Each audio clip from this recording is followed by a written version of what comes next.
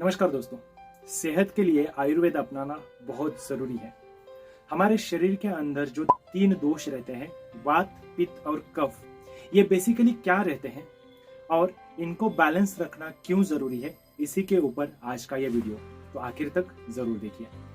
दोस्तों, हम जब भी कभी बीमार हो जाते हैं तो हम वैद्य के पास जाते हैं, कुछ औषधि लेके आते हैं, हम खाते हैं और ठीक हो जाते हैं। आजकल एलोपैथी है तो वो तो बहुत जल्दी ठीक कर देती है, लेकिन वही बीमारी हमें बाद में आगे जाके वापस पीड़ित करती है। लेकिन आयुर्वेद के नजरिए से यदि आप यह चीज देखती हो तो आयुर्वेद ये कहता है कि आपको जब भी कभी कोई बीमारी होती है तो उसको जड़ से खत्म करना ही आपके सेहत के लिए अच्छा है, क्योंकि हमारा जो शरीर है वो कभी भी बीमार ना होने के लिए बना हुआ है। और जब आप जवान रहते हो तभी तो आपको बिल्कुल भी बीमार ना होने की अनुमति आयुर्वेद में है। दोस्तों, ध्यान में रखना, आयुर्वेद में हमारे शरीर के अंदर जो तीनों दोष है, वात, पित्त और कफ, इन दोनों का बैलेंस होना बहुत जरूरी है, ऐसे कहा गया है। दोस्तों, अगर इन तीनों में से कोई भी एक दोष इम्बैलेंस हो जाता है तो हम बीमार हो जाते हैं।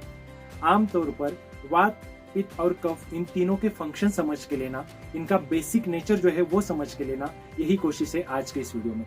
आगे वाली वीडियो में हम हर एक दोष के ऊपर डिटेल में बात करेंगे। तो सबसे पहला आता है वात दोष। आयुर्वेद में वात दोष को ज्यादा फोकस किया हुआ है, क्योंकि वात दोष हमारे शरीर की जितने भी गतियां हैं, हम जितने भी मूवमेंट्स करते हैं, उन सब के लिए रिस्पॉन्सिबल माना गया है।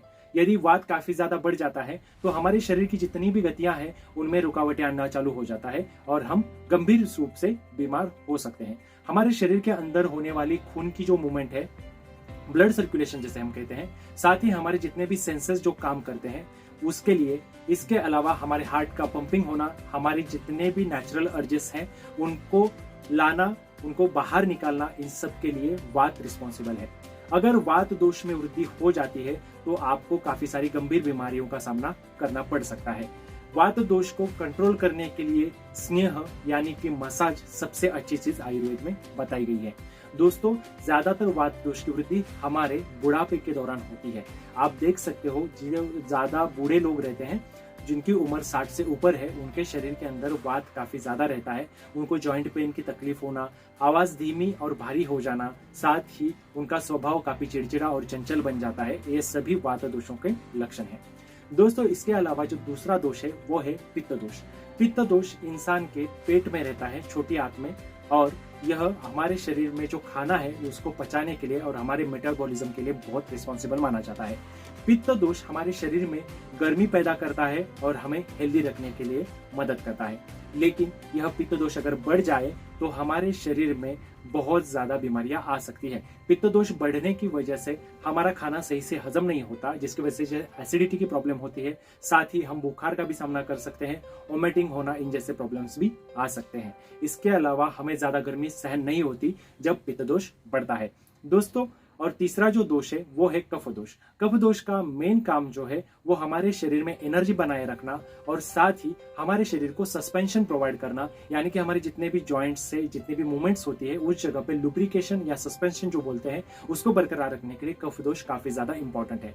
यदि हमारे शरीर में कफ दोष बढ़ जाता है तो हमारा वजन बढ़ जाता है, साथ ही हमें रेस्पिरेटरी डिसऑर्डर्स जैसे कि सर्दी, खांसी, छींके, इन जैसे प्रॉब्लम्स भी होते हैं। इसके साथ ही आयुर्वेद में यह माना गया है कि आपके शरीर में यदि कोई भी दोष बढ़ जाता है तभी आप बीमार होते हो। अगर दोष कम हो जाता है तो उसका जो असर है आपके शरीर के ऊपर कोई भी नहीं होता।